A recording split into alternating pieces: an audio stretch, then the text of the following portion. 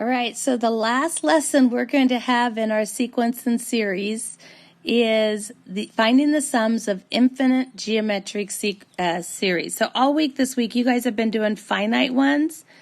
This time it's going to be infinite, which remember means my series is going to go on and on and on and on forever, or to infinity. So what I wanted to do is show you how these work, and I also wanted to point out that these only work for geometric series. All right, so you're not going to have to worry about finding the sums of an arithmetic geometric series. We're only going to find ones for geometric ones.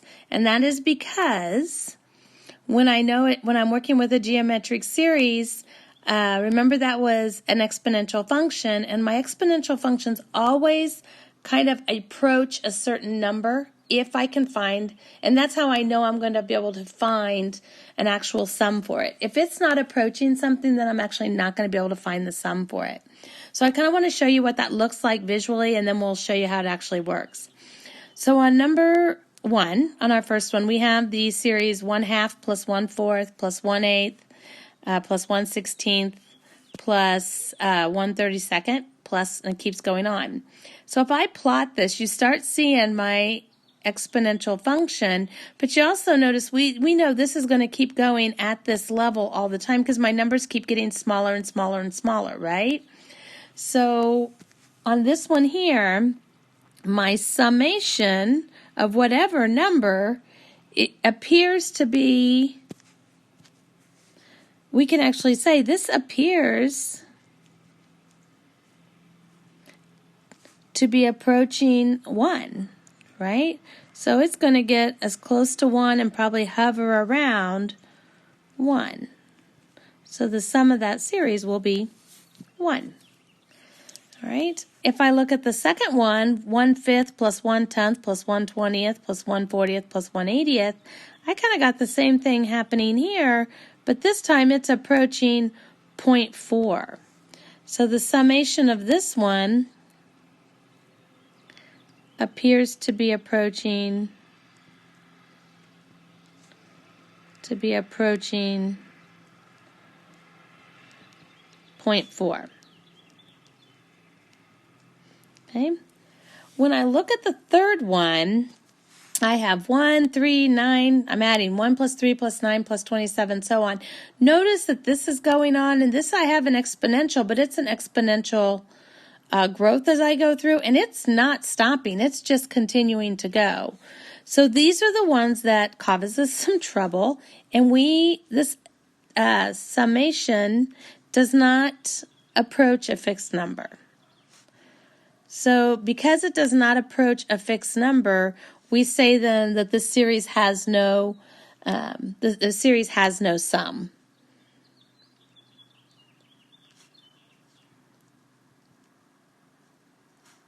So it does not approach a fixed number.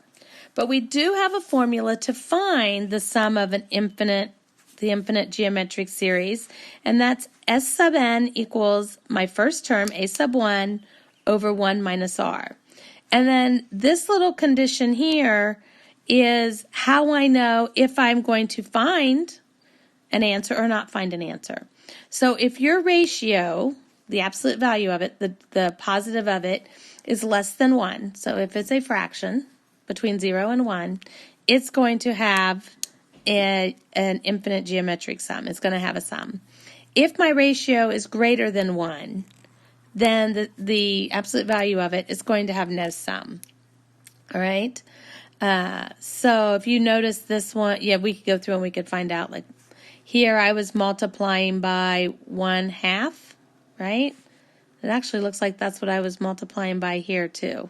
But here I was multiplying by 3, and 3 is larger than 1, and that's why I can't work that one. So let's go ahead and figure out, how do I use this then?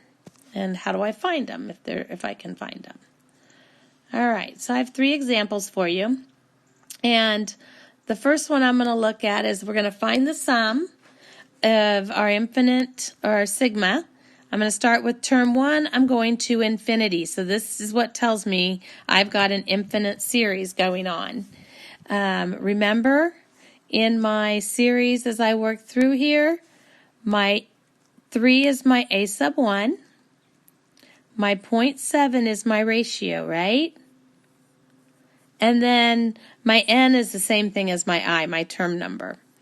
All right, so if I'm going to find the sum of this one, I'm going to find the sum of that infinite series.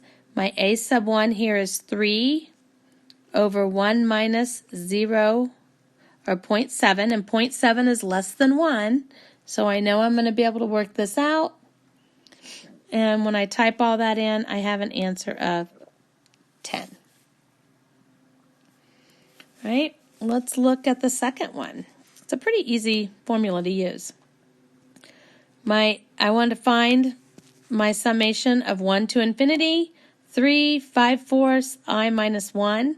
So honestly, the first thing you probably ought to look at is 5/4. Just like I should have looked at 0.7, and 0.7 is less than 1. 5/4 is actually greater than 1, right? So I could say 5/4 is greater than 1. So guess what? This means the sum does not exist. It's just going to keep going on and on. So I can just write the sum does not exist. And if you need a reason, you could say because the absolute value of my ratio was greater than 1. So let's look at that last one. This one gives me a series, and I got 1 minus 3/4 plus 9/16 minus 27 over 64 plus, and it keeps on going. So the first thing I would look for is, let's decide what is my ratio here. Between 1 and negative 3/4, between 3 and 9/6. So remember, if you're not sure how to find that ratio, let's take 9/16 divided by 3/4. I would get 9/16 times 4/3 if I do my fraction correctly.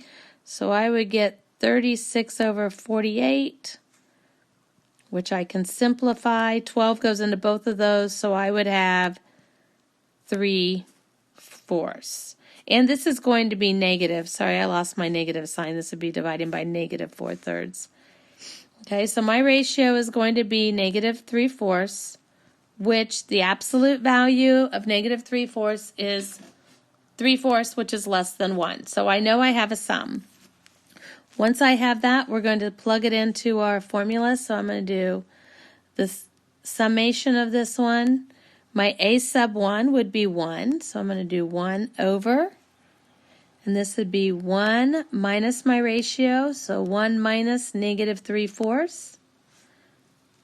And my summation here would either equal 4 over 7, or if you made it as a decimal, it would be 0.57. All right, that's really all I have for you on infinite geometric series. Good luck.